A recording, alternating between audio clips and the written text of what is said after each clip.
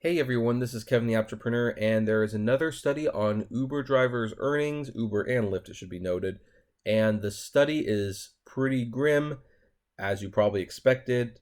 A lot of Uber and Lyft drivers are apparently struggling to make money. So, with that said, before we continue, let's have a word from our sponsors. And today's video is sponsored by Maximo, the rideshare automation app that allows drivers to safely and easily accept ride requests for Uber, Lyft, and Postmates. Whether you drive for a single platform or multiple platforms, Maximo's custom settings can help you drive more efficient, less distracted, and help you maximize your earnings. It will automatically accept one trip, turn off the other apps, and when your trip is over, it will end it, open the other apps, and accept the next trip, all without you having to touch your phone. Use referral code APP60 and get your first month free when you subscribe to Maximo. I know that's kind of an odd segue, because we are talking about Uber and Lyft drivers who are struggling to make money. I know some people don't like the ads because, it seems like a sell, but you know what? It's true. Uber and Lyft do not pay a lot of money. That's why I started putting more focus into YouTube and other ventures because they don't pay me enough money. I've done the math and it's rarely worked out for me, and it looks like it's continuing to not work out for other people. Now, according to the article from the LA Times, when ride-hailing services Uber and Lyft arrived in Los Angeles 6 years ago, they sold Angelinos on the narrative that driving for their companies was little more than a side hustle, a flexible way to make money while being your own boss. Now, we're going to talk about that first paragraph because that's interesting. Yes, sometimes Uber and Lyft sold it as a side hustle. Hey, you can make some extra money. More often than not, they were advertising and are still advertising you can make $30,000, $40,000 a year.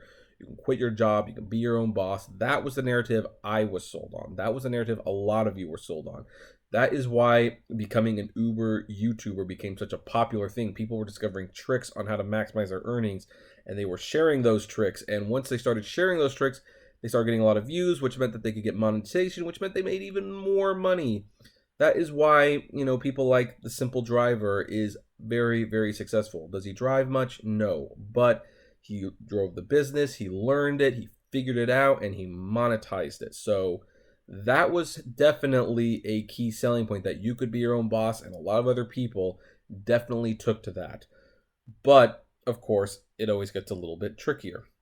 That narrative is no longer true in 2018, according to research released Wednesday from UCLA's Institute for Research on Labor and Employment, which found that more than half of Uber and Lyft drivers in Los Angeles drive full-time. Many also struggle to pay for expenses such as gas, insurance, and vehicle maintenance.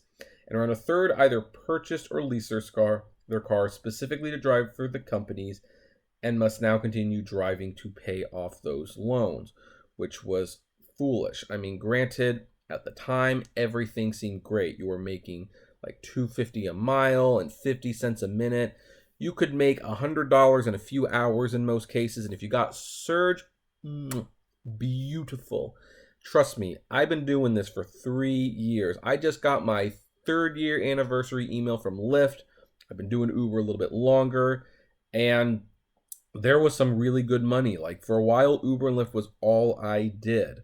Now it's kind of interesting how now I just talk about Uber and Lyft, and that's what I do for a job technically, but I used to do it full time, and thankfully I didn't buy a car, but I was tempted. I was actually very, very tempted when I first started doing this to get a car, get a nicer car, make this a full-blown business because I liked driving, and I liked talking to people, but as you all know, things changed drastically. Quote, "We knew from seeing the news coverage that conditions for Uber and Lyft drivers were bad, but it was shocking to see how bad it was," said Lucerio Herrera, a co-author of the report. Around half of Uber and Lyft drivers surveyed said that it's their only job, and roughly the same percentage said they work more than 35 hours a week and struggle to pay for gas, insurance, and car maintenance costs. Many said they drive extra hours, borrow money, or use a credit card to pay those expenses. And that's when I started to realize that maybe I needed to do it less because, I was starting to rack up some credit card debt to pay for, the vehicle expenses. One day the brakes started going out, people started noticing, so you had to fix the brakes. and that was a few $100s. And then, so I had to charge that. And yeah, I eventually paid it off, but once you started putting on the oil changes and then the other maintenance costs and the insurance, it started to get to be a hassle. I was starting to borrow money to, drive for Uber and Lyft. And thankfully, I found some other ways to make money, including YouTube, including, opening some eBay stores and getting more focused on that. So I kind of got out of it, but I could have very well been in this report where I would be indebted to Uber to drive for Uber until all this stuff was paid for. I'm glad I'm not in that position, but a lot of people are, unfortunately. About 2/3 of respondents said driving for Uber or Lyft was their main source of income. The majority of them said they wanted higher wages and payment transparency, the ability to choose their passengers without penalty, and assistance with vehicle car maintenance. The drivers, who are classified as independent contractors rather than employees, overwhelmingly said they want to negotiate with conditions of their contract with Uber and Lyft. And Uber and Lyft should negotiate those terms. I know they would never actually do that. They've made that abundantly clear. They don't want to negotiate anything with these people. Nothing whatsoever. The less they talk about it, the less valuable they are to them. Yeah, they'll go on TV, they'll make like a new app, which still hasn't come out, and they'll say, we're listening, we've had roundtable discussions. I doubt a single roundtable discussion was done for new surge. I doubt a single roundtable discussion was done for lowered wages. And yeah, you're independent contractors, but these are supposedly your partners. And, we were talking about this quite extensively on the podcast yesterday, especially when it came to the new surge, that the new surge, we felt, started to take away too many options from the drivers, that they probably weren't independent contractors anymore. Once you start taking away like, oh, this is how much you're going to make, you can see how much you were going to make, and this is how much we're taking, and by the way, you have to be here to get it, and if you don't accept this ride, you don't get a surge for the next ride. I mean, they're just putting so many strings that they pretty much are employees, in my opinion. I think Uber drivers are employees right now. Lyft too, because Lyft is pretty much doing the same thing. So, yeah, they can't keep making that argument. And when the drivers say we would like to talk to Uber and Lyft would do very well to listen and to discuss things with them, because they have got government regulation that is just around the corner. It's breathing down their neck, and unless they do something, that government regulation will pounce on them, and then they will really be unhappy with the results. Moving on. Uber and Lyft, which were not consulted for the report, because there's no reason to consult them, just to let you know. They do not need to be consulted because they've got their own numbers. This study has their own, and I've never trusted Uber's reports anyway. Heck, their receipts don't even show the entire trip cost. That's how bad it is. Let's see here. Pushback in the findings, noting that its 260 survey participants represent only a small fraction of the tens of thousands of ride-hailing drivers in Los Angeles County. Yeah, but every time one of these reports come out, you think Uber would come back, well, here's the data to prove you wrong. Here's the spreadsheet. Here's everything you need to know. You're wrong. We're right. Go home. Shut up. But they never do that. They would say, oh, it's inaccurate. It's only taking a small pool. But, you hear that all the time. On my other channel, I did a report a few months ago, roughly about the same thing, where Disneyland cast members were working full-time, sometimes overtime, and yet many were homeless because Disney did not pay enough money to live. And that outraged a lot of people because Disney gets a lot of tax breaks. But of course, Disney hit back and they said, well, it's only a percentage of our employees. And it's like, yeah, it's a percentage of half. About half the cast members they surveyed, many of them said that they live homeless. They sleep in their car. And even if it's just 5%, that should be a problem, because 5% of how many employees is a big issue. So if you have 260 people in this survey, and there's I'm going to say 10,000 in LA, although I highly doubt that. It's probably a little less than that. Well, that suggests a pattern, and maybe you should look into that pattern. But of course, you're not going to look into that pattern, Uber, because you don't care. Neither do you, Lyft, but neither of you care.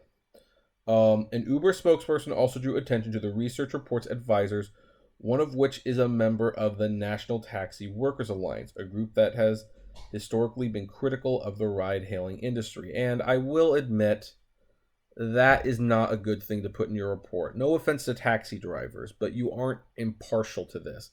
Uber and Lyft has definitely hurt your business and it's hurt your livelihoods. And you are justifiably upset over that. I mean, I wish you'd understand that the taxi industry could have been on this a lot sooner had they just thought of it. I th- I think that you got a bad deal because, well, because Uber and Lyft is just a better service. I'm sorry. And then Uber ultimately not only screwed you, they screwed the people who were going to their platform just because they needed to make money. But you don't want the taxi companies being involved in these reports. It's very easy to discredit the reports at that point because taxi people have nothing good to say about Uber and Lyft because they don't see that it's a good service. They don't see that the drivers over there are getting screwed. They just see that their pie, which they had a complete monopoly over for many years, is no longer theirs exclusively, and they have to actually fight to get that money. So, yeah, the fact that the National Taxi Workers Alliance is involved in this report definitely undermines it just a little bit. Citing Lyft's own research, which was released this year, the company's Los Angeles general manager, Alan Narcisi, I don't know how to say that, said that Lyft surveyed 37,000 of its own drivers across the country and found that the majority use it to supplement their income. Quote, in Los Angeles specifically, 93% drive fewer than 20 hours per week. I somehow doubt that, but okay.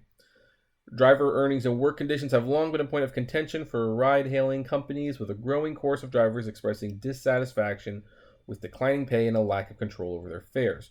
Uber and Lyft have remained steadfast in their stance that they give drivers flexibility, and neither have budged on the matter of fares, though both have recently made concessions to sweeten the deal for drivers, offering discounts on gas, which isn't much considering how high the gas is, maintenance and insurance, which I have still not really seen, rewarding drivers with cash bonuses. I have not seen that in a long time, and embarking on listening tours to make drivers feel heard. I have never been invited to a single listening tour. I don't even know where most of them take place.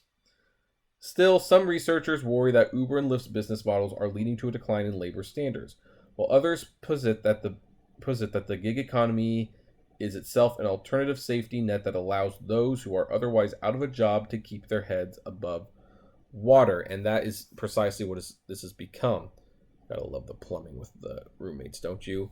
Is that when people get desperate enough, well, they will do anything. They will even work for less than minimum wage.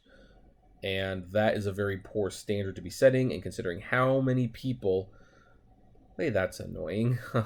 Considering how many people are doing this, that is creating some big economic harsh realities for everyone. Hirana said she hopes the report will at the very least raise awareness among drivers, regulators, and members of the public so they can start talking about ways to protect drivers and improving working conditions. Oh, it is. And that's why we're talking about the whole employee status thing way more now than we did back then. Because back then, drivers really liked the way it was all set up. I mean, were they employees? Technically, they probably were. But here's the thing. They were paid well. They were treated well. They had all this flexibility. They had all these options. Everyone was happy. Now, it's so one-sided that even though I think the employee status would ruin a lot of what we initially liked about this company, it's gotten so bad we are willing to take that chance. Quote, we want to lift the voices of the drivers and spur conversations so we can work together to improve the industry. And yeah, that's pretty much where we're at. Studies keep showing up that drivers just are not making the money they should be. And we talked about this extensively on the podcast and in previous videos. And I totally believe it. I totally believe it. Yes, if you work 50 to 70 hours a week, maybe you can make a go of it. I've seen it happen. But at what cost? I don't think there's too many jobs that are worth giving up your personal life to make money. And Uber and Lyft, which at the moment should really just be supplemental income. I mean, I'm going to be honest, folks, because I'm getting back into investing in stocks and stuff, I have considered doing a little bit of rideshare, specifically to take that money and reinvest it into other things. So as a side hustle, I'm considering picking that up again so that I can invest more. But I'm in a position where that can be a side hustle, where I can take that little money, reinvest it, and maybe that would pay big dividends. If this is what you do for a living, you can't do that. You need that money to pay the bills, to pay the car maintenance.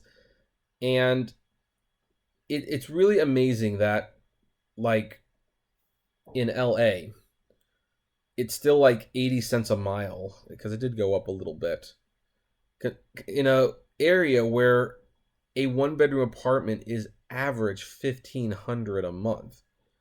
And this is only a 30 cents difference between some of the other cities in the nation where the one bedroom apartment is $700 a month. It's ridiculous, and something needs to change, and employment status might be what it takes. I don't want that. I would really prefer to stay an independent contractor, but I don't think we've got much of a choice at this point. I mean, the reports keep coming out, and even though it's doing some big damage to Uber's image and it's getting more lawmakers and people involved in this, they're just not willing to budge, and so something needs to change. Now, what about you guys? How much do you drive? Do you drive part-time, full-time? Do you find a hard time paying for your bills? I would love to know. And sorry if you do have a hard time paying your bills, but comment below, like, favorite, share, subscribe. If you enjoyed the videos and can spare it, consider becoming a Patreon member. It's totally optional, of course, but even $1 a month goes a long way to helping keep the channel running smoothly. As always, flame responsibly. Have a good one.